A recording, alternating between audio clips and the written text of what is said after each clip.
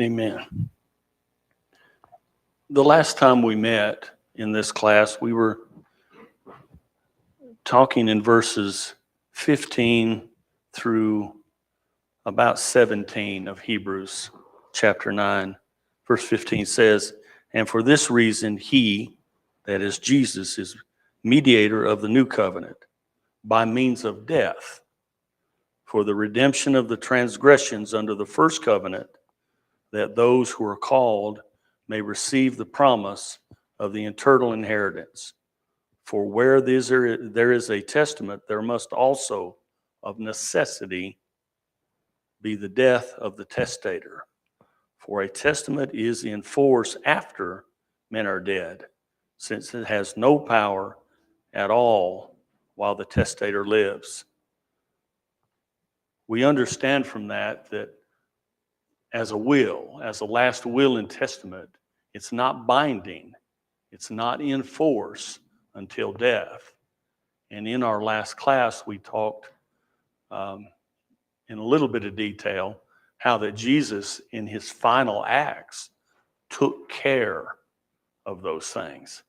We realize he didn't possess very much at all while he lived here. We're all, I think, in this class familiar with the phrase that says, "Birds of the air have nests, foxes have holes, but the Son of Man has nowhere to lay his head." It seems after Joseph went off the scene and Jesus' ministry started, he was in debt to somebody to offer him a place to sleep. And we talked pretty extensively about him being on the cross, and it seems all he owned were his clothes. And here's an innocent man being murdered. He's dying because of a lie. The things they said about him, they accused him of being blasphemous. And his garments are parted. They cast lots for his cloak.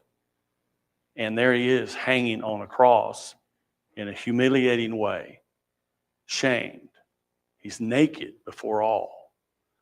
We talked about some of the European artists had depicted him in a loincloth. Well, that's not how the Romans killed people. They wanted the maximum humiliation, the maximum amount of suffering. And Jesus, in his last hours, after his clothing had been disseminated, he's nailed to the tree. He's sentenced there to die. It seems he made provisions for his mother.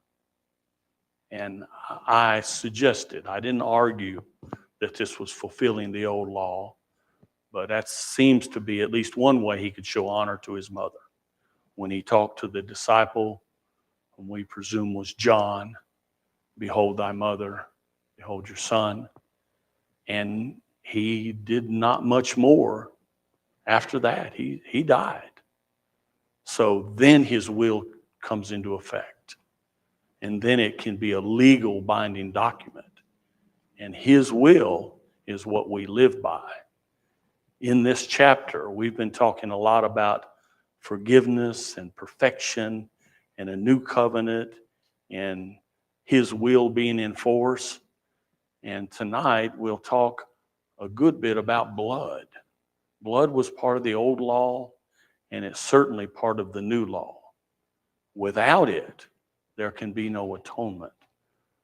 If you look at Hebrews chapter 9, Brother Mathis is going to read for us and tie all the thoughts together through the end of the chapter. Donnie, you're going to begin in 16, correct?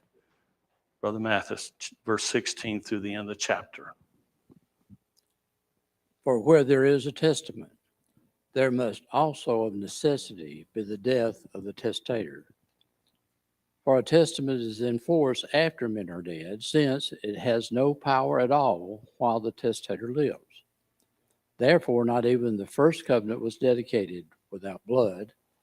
For when Moses had spoken every precept to all the people according to the law, he took the blood of calves and goats with water, scarlet wool, and hyssop, and sprinkled both the book itself and all the people, saying, This is the blood of the covenant which God has commanded you. Then likewise he sprinkled with blood both the tabernacle and all the vessels of the ministry.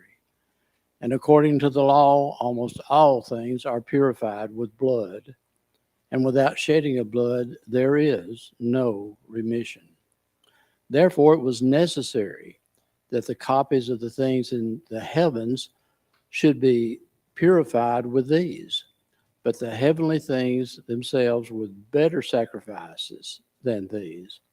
For Christ has not entered the holy places made with hands, which are copies of the true, but into heaven itself, now to appear in the presence of God for us. Not that he should offer himself often, as the high priest enters the most holy place every year with the blood of another. He then would have had to suffer once since the foundation of the world. But rather, he would then have had to suffer often since the foundation of the world. But now, once at the end of the ages, he has appeared to put away sin by the sacrifice of himself. And as it is appointed for men to die once, but after this the judgment. So Christ was offered once to bear the sins of many. To those who eagerly await for him, he will appear a second time, apart from sin, for salvation. In verse 11 of the same chapter, Christ came as high priest. We discussed that extensively. He's after the order of Melchizedek. He could be a high priest, not after the tribe of Levi. So in heaven, he's our high priest with the true tabernacle, not the tabernacle made with hands. And the author of the Hebrew letter says it's a more perfect tabernacle. I think in previous chapters, we've been urged to go on to perfection, to not to be little children, to mature and to grow up in Christ and be mature. Verse 12 says, not with the blood of goats and calves, but with his own blood. Jesus, the perfect sacrifice, the Son of God, offered. It wasn't taken from him. He offered his life. He allowed his blood to be shed for us. And once, verse 12, he entered this most holy place, having obtained eternal redemption. Eternal redemption for us.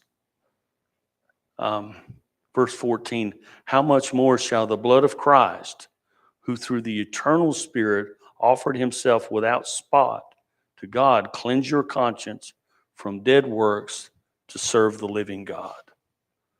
So if that gives the newcomers to our class a general idea of where we've been, what we've been discussing, in our workbooks on page 55, the number 2, verses 18 through 20, most of that we've discussed. And my note at the bottom of the note under 2 is this covenant, this testament of Jesus upon his death was formally validated. It now becomes a legal binding document for mankind. If you think about Jesus' last will and testament, we who are believers and submit to the law of Christ, we realize that it applies to us, but it's really for all of mankind, whether they submit or not. In the bottom note on page 55, I want to focus on Leviticus 17, verse 11. I'm going to turn over in the old Bible and read that. Leviticus 17 and 11 gives us some insight into this blood sacrifice. For the life of flesh is in the blood, and I have given it to you upon the altar to make atonement for your souls, for it is the blood that makes atonement for the soul. So our author has some things some things to say about it here, but often in this study, in this Hebrew study, we've looked back to the Genesis account. And I want to look back because blood is what God requires when there's sin, when there's error and transgression. Romans 5 and verse 12 says, therefore, just as through one man sin entered the world. In our verse 22 in Hebrews 9, it says, and according to the law, almost all things are purified with blood. For a long while, I've contemplated what is this blood requirement that God has. And he requires blood because there's life in blood. In the Genesis account, and we've discussed it in this class several times, Genesis 2 and 15, you might turn there if you like, Genesis 2 and 15, it was the requirements that God had placed over man in the garden. It's not like man was put in a utopia, in this splendid garden with nothing to do. In verse 15, it says, then the Lord God took the man and put him in the garden to tend and keep it. Man had responsibilities to tend and keep this garden from the beginning. There was also in verse 17 prohibitions. But of the tree of the knowledge of good and evil, you shall not eat. That's the prohibition. The B part of that verse says, for in the day that you eat it, you shall surely die. There's the death. I would argue there's the death that requires another death. Man died that day, but in what sense? We realize that Adam and Eve both went on to live, so what I would argue there's other death involved. I think most of us understand it was a spiritual death. We know God did not lie to them when he said, in the day, the consequence from verse 17, in the day that you eat of it, you shall surely die. Hebrews 6, verse 18 says, it is impossible for God to lie. So the death was not a physical death that was anticipated. Titus chapter 1, verse 2 also indicates that God does not lie. He cannot lie. It's not possible. I would argue, if you look at Malachi chapter 3 and verse 6, Malachi chapter 3 and verse 6,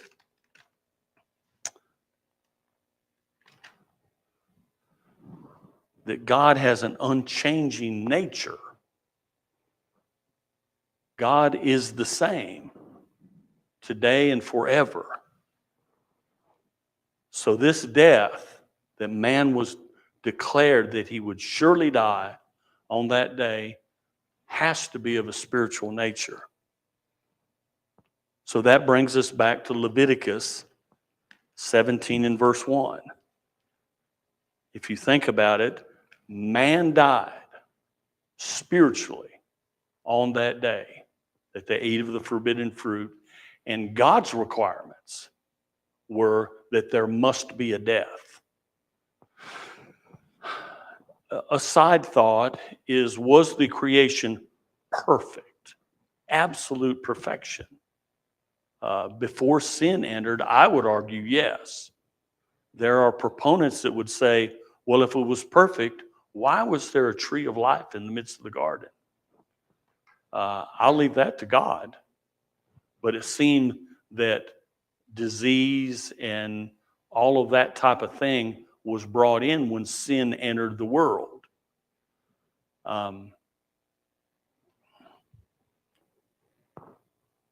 There are some that would say, if it wasn't perfect, that's why the tree of life is there. But I'm going to suggest that God, who is unchanging, he has an absolute high standard of justice. Look at Deuteronomy chapter 32 and verse 4. Deuteronomy 32 and verse 4.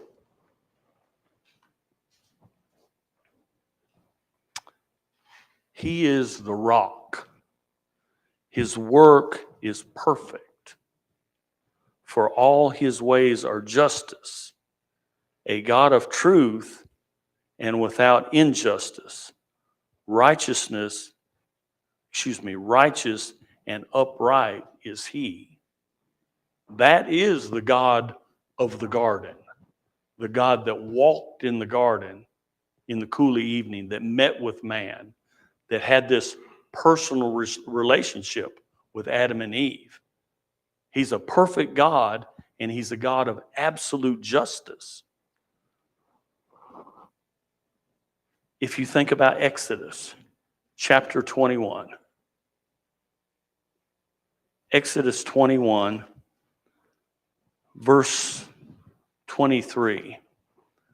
But if any harm follows, then you shall give life for life. It was always God's standard that when there was a loss of life, that a life would be required. We're going to look at some of these rules that this just God implemented under the old law. Once you consider that man has died in the garden, there was a spiritual death and separation. And what does a just God require? Life for life. Verse 24 in Exodus 21, eye for eye, tooth for tooth, hand for hand, foot for foot. So it's not unlike God to require life for life. He's always required that, it seems. Verse 25 says, burn for burn, wound for wound, stripe for stripe. And I realize this is old law. Look at verses 28 and 29. This is the God of justice. This is how he would adjudicate something. If an ox gores a man or a woman to death, then the ox shall surely be stoned, and its flesh shall not be eaten, but the owner of the ox shall be acquitted. But if the ox tended to thrust with its horns in times past, and it has been made known to his owner, and he has not kept it confined, so that it has killed a man or a woman, the ox shall be stoned, and its owner shall be put to death. Life for life. Verse 31, whether it has gored a son or gored a daughter, according to this judgment, it shall be done to him. We realize that God does not change. He's a God of absolute justice. So his standard of life for life, that's always been his standard. Man died in a garden, and man cannot be redeemed unless there's a life. That's where the blood comes in. There was the blood of the old covenant that we realize from Hebrews 9 is symbolic of Jesus. It's symbolic of the true atonement, the true tabernacle in heaven, the perfect sacrifice that was to come. Deuteronomy chapter 19. And this is more of the same type readings. Deuteronomy 19 and verse 21.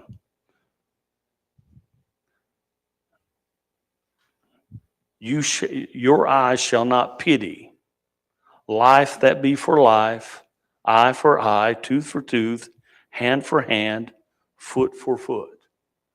The context here is talking about controversy and disagreement among men. And if somebody suffers severe consequences under the law for something they've done, don't pity them. It's justice. The idea of pity is feeling sorrow or compassion because of others' suffering. if somebody is suffering because God is inflicting justice upon them, the writer in Deuteronomy, inspired, says, don't pity them. Don't feel sorry for them. My words, they had it coming. And this is under this concept of a just God requires life for life, eye for eye, tooth for tooth. That's what I'm trying to portray here. The blood is in the old covenant, symbolically looking towards Jesus, because we serve a just God and he demands justice. So the transgression in the garden, where man allowed sin to enter the world, then sin symbolically is going to leave the world by one man, the perfect sacrifice that could atone for sin. And we realize that is Jesus. Genesis chapter 9 and verse 6. Genesis chapter 9, verse 6. And it's more of the same type reading.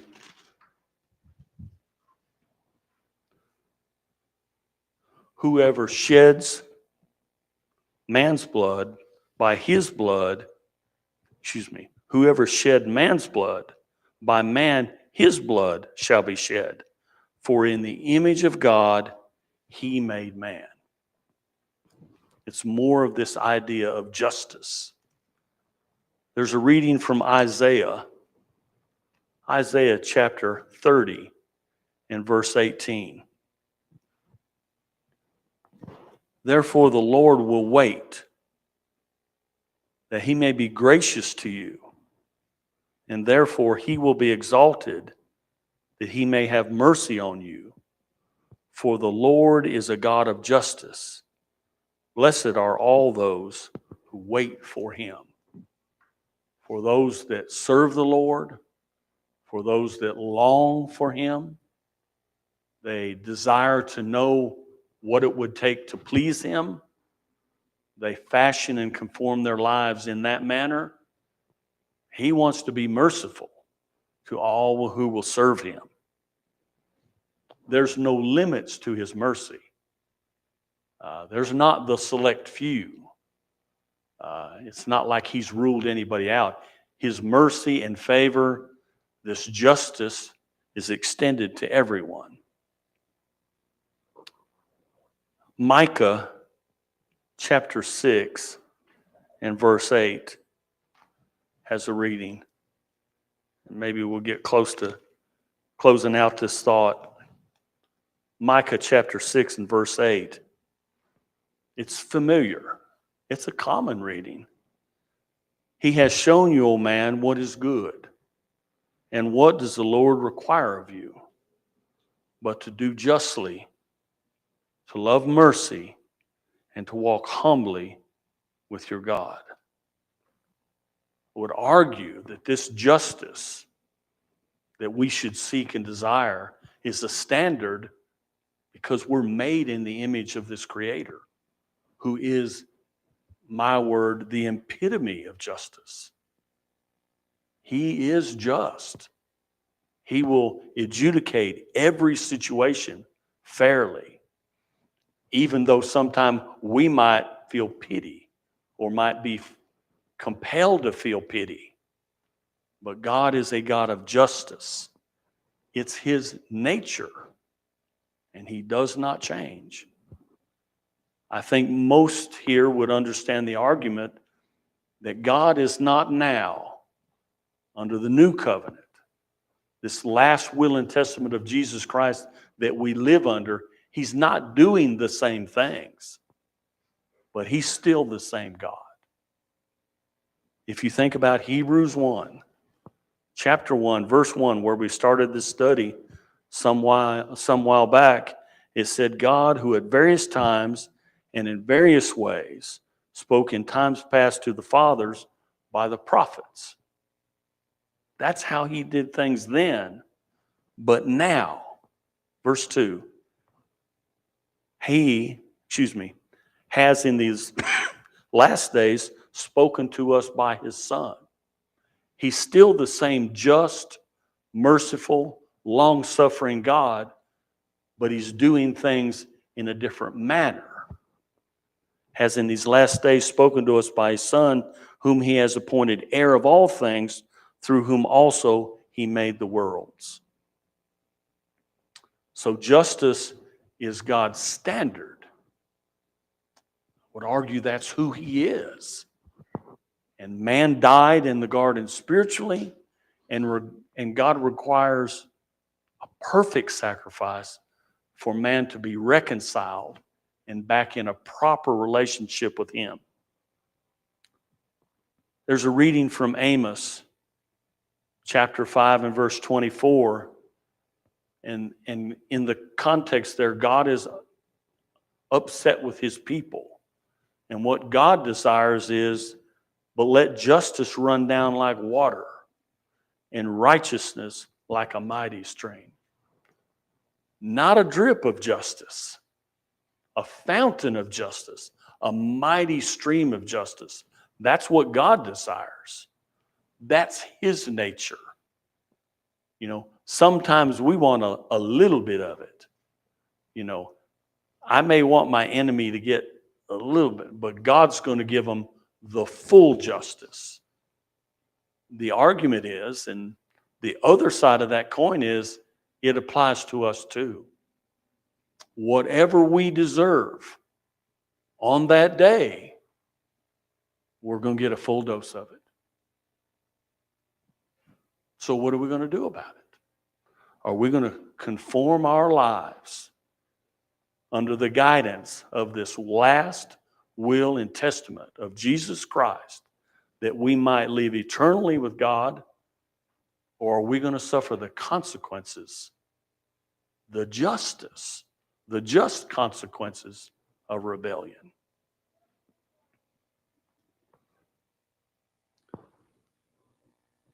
The blood is required because of sin. We're in the Hebrew letter. If you look one letter over in James, the first chapter.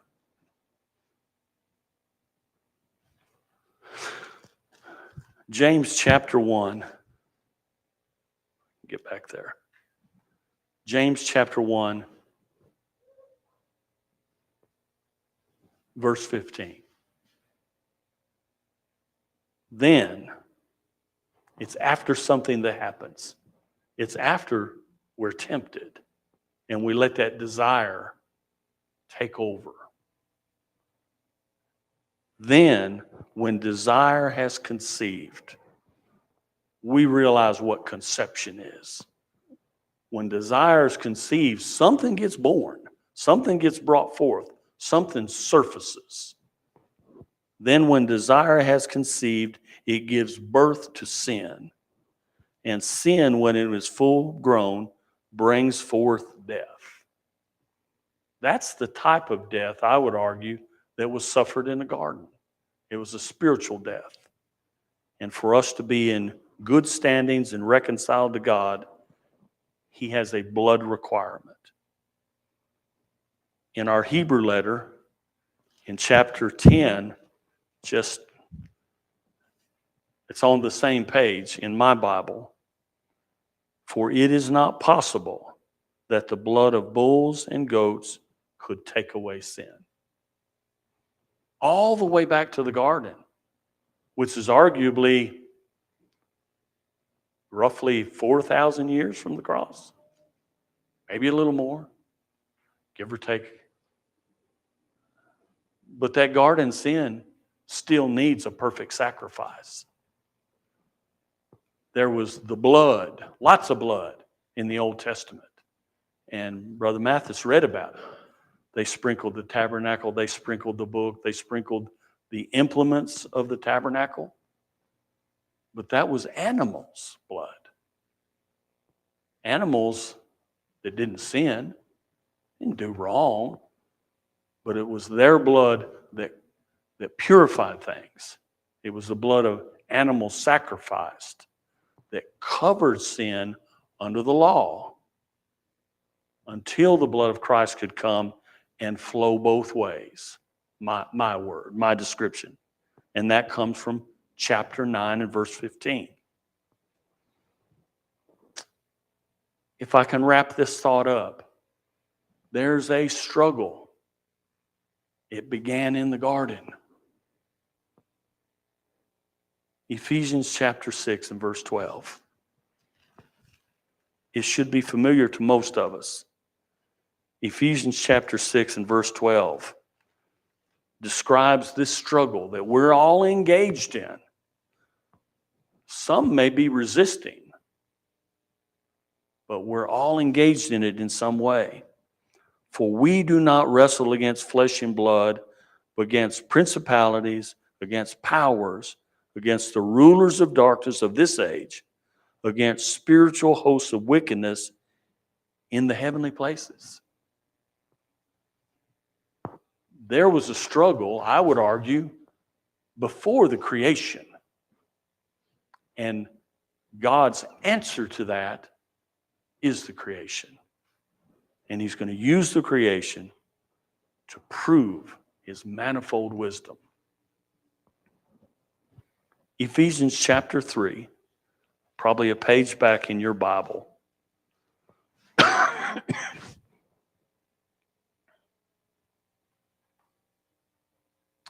Chapter 3 and verse 9. And to make all see.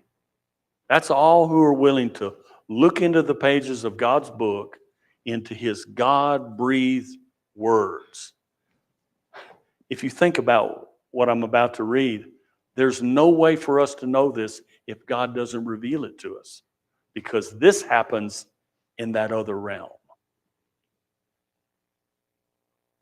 And to make all see what is the fellowship of the mystery, which from the beginning of the ages has been hidden in God, who created all things through Jesus Christ, to the intent that now the manifold wisdom of God might be made known by the church to principalities and powers in the heavenly places. Isn't that who we're struggling? That's who we wrestle against. And God created things and set things in order, and we exist to prove a point to them. This is truly a spiritual battle. Some have said, well, I don't want to fight. You don't have a choice. You don't have a choice. Choosing not to fight is a choice. If you don't fight this spiritual battle, you're on the other team's side. So for all of those in here that are Christians, have joined God's side and have decided to fight, fight. Your life depends on it. Your eternal destiny depends on it. In 1 Peter, one book over from where we're at, 1 Peter chapter 1, verse 18 through 20, says, knowing that you were not redeemed with corruptible things like silver or gold. What is this redemption? It means we're bought back. We're purchased. We're redeemed. You know, that's what you do at the cash register. You redeem something, or you have a coupon or an IOU and you redeem it for something.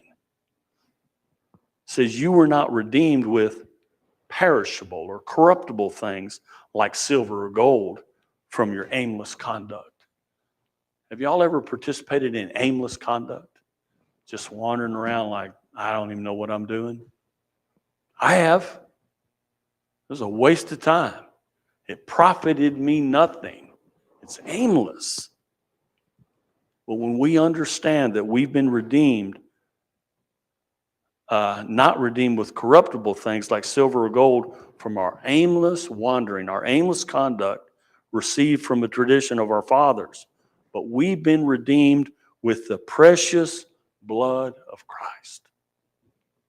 As a lamb without blemish and without spot, he indeed was foreordained before the foundations of the world. I just said this all started before the creation. Before the creation, this was planned. This blood sacrifice was planned. This redemption of me and you, if we'll allow ourselves to be redeemed, happened before the foundation of the world, at least in the planning stages. He indeed was foreordained before the foundation of the world, but was manifest in these last times for you, who through him believe in God, who raised him from the dead and gave him glory, so that your faith and hope are in God. I know that's quick, but that's what the blood's about. Life is in the blood, and God requires blood for true atonement, for true forgiveness. He requires blood. Man died. Man's life spiritually, he died, and God requires blood. So, under item D in our workbook, I think we can look through this and we've probably discussed the answers. Verse 21 refers to the time when the tabernacle was consecrated, which likely about the same time of the consecration of Aaron and his sons. We realize there was sprinkling of blood under the old law to consecrate and purify the tabernacle. And our author has several notes here. But I'd like to read now fully the note on the bottom, and then we'll open up for some questions or comments. The general principle is that sin can only be forgiven where there is death of a victim. That's God's standard. Where there's death, it's life for life. This principle is explained in Leviticus 17:11.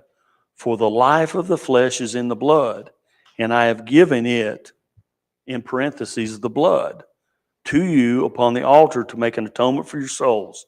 For it is the blood that makes atonement by reason of the life. Yet, these were only typical of Christ. I said that in our book, in chapter 9, it identifies that the things of the old law, the old book, were symbolic. That's in chapter 9, verse 9. Speaking of the things in the old book, it was symbolic for the present time in which both gifts and sacrifices are offered, which cannot make him who performed the service perfect in regard to the conscience. So under the old law, verse 10, they were only concerned only with foods and drinks and various washings and fleshly ordinances imposed until the time of Reformation. Verse 11 opens with, but Christ came. There we have that perfect blood sacrifice that finally came that can redeem us. We can find redemption. So the old law and the blood and the washings and the ceremonies, that was a foreshadowing. It was symbolic. It was a glimpse looking forward in the future when Christ would come. Our author in our book in the bottom note said, yet these were only typical of Christ. Therefore, the old covenant with all its blood offerings for sin should have taught the terribleness of sin, that apart from the shedding of blood, there is no remission. When the disciples heard Jesus say, this is the blood of the new covenant, which is poured out for many unto the remission of sins. We read that verse often in here because we commemorate Christ's death every first day of the week.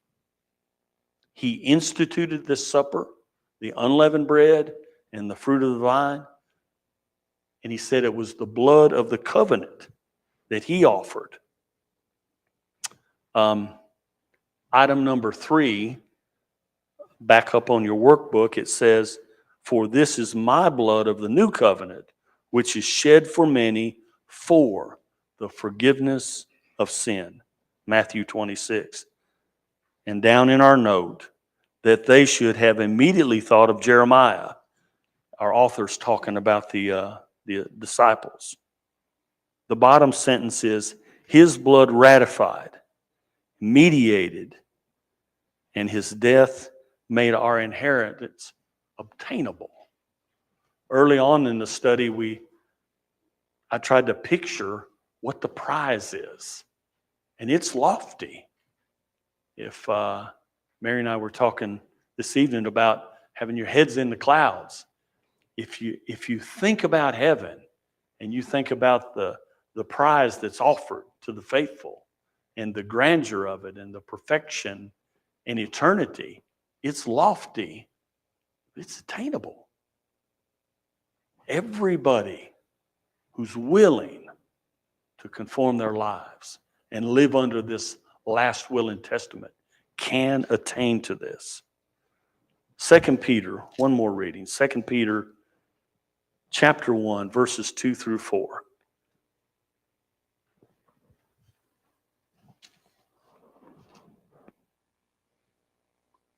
Grace and peace be multiplied to you in the knowledge of God and of our Lord Jesus Christ, as his divine power has given to us all things that pertain to life and godliness. We have the answer. Through the knowledge of him who called us by glory and virtue, by which we have been given to us exceedingly great and precious promises, that through these you may be partakers of the divine nature, having escaped the corruption that is in the world through lust. So this better covenant, this better than the old law, this new covenant, this last will that we live under, Jesus' testament, it's better and it's attainable. I went long. Is there any comments? Any questions or comments? Appreciate the ladies being in our class and our visitors. I hope maybe now we understand what all the blood was about in the old book and how it affects the new book. It's symbolic of that perfect blood of the Lamb.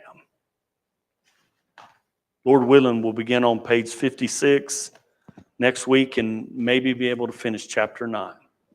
Thank you.